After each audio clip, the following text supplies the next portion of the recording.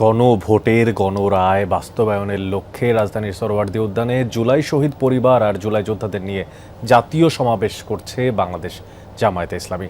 সকাল থেকেই দেশের বিভিন্ন জায়গা থেকে জুলাই যোদ্ধা এবং জুলাই শহীদ পরিবারের সদস্যরা আসছেন সমাবেশস্থলে।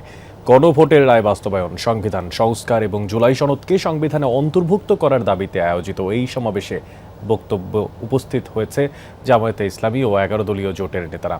আর এই সময় জুলাই সনদ বাস্তবায়ন প্রয়োজনে রাজপথে জুলাই যোদ্ধাদের নিয়ে কঠোর আন্দোলনের হুঁশিয়ারি দেন নেতারা। সরকার ক্ষমতায় গিয়ে জুলাইয়ের চেতনার সাথে বিশ্বাসঘাতকতা করেছে বলে অভিযোগ করেন জুলাই যোদ্ধা ও পরিবারের সদস্যরা। এই অভিযোগ করেছিলেন আর অনতিবিলম্বে গণভোটের রায় বাস্তবায়নের আহ্বান জানান তারা।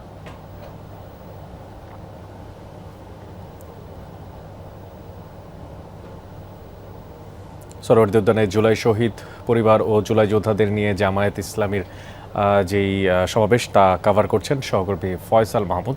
যাচ্ছি ফয়সালের কাছে। ফয়সাল, সমাবেশে এখন পর্যন্ত কারা বক্তব্য রেখেছেন সে বিষয়টি আপনার মাধ্যমে জানতে চাই এবং জুলাই যোদ্ধারা কোনো কথা বলেছেন কিনা।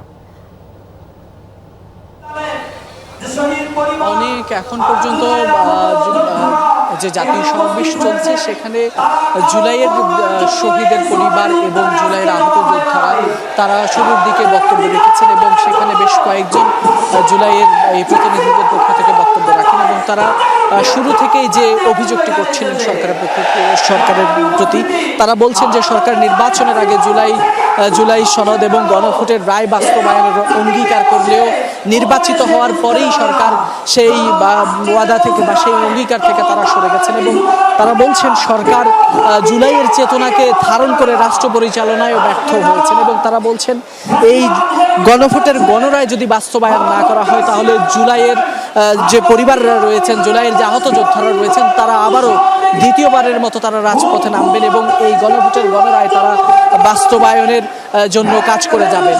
সেখানে যেহেতু এই সমাবেশটি মূলত জামায়াত ইসলামের পক্ষ থেকে মূলত গণভোটের গণরায় বাস্তবায়নের দাবিতে জুলাই যোদ্ধাদের বা জুলাইয়ের শহীদ পরিবারের সদস্যদের নিয়ে করা হয়েছে এবং সেখানে তারা মূলত জুলাই যোদ্ধাদের কথাও শুনতে চেয়েছেন এবং গণভোটের রায় বাস্তবায়ন নিয়ে তাদের যে প্রতিক্রিয়া বা তাদের যে মন্তব্য সেটিও জানার চেষ্টা করেছেন এবং সেখানে আমরা দেখছি জামায়াতে ইসলামের নেতৃবৃন্দ সহ 11 দলীয় জোটের নেতারা রয়েছেন। ইতিমধ্যে অনেকেই বক্তব্য দিয়েছেন, তবে জামায়াতের আমির সহ শীর্ষ নেতৃবৃন্দ এখনো বক্তব্য দেননি। আর কিছুক্ষণ পরপরই তারাও বক্তব্য রাখবেন এই সমাবেশে। তো অনেকেই ছিল এখান থেকে। ফয়সাল, ধন্যবাদ আপনাকে আমাদের সঙ্গে যুক্ত হওয়ার জন্য।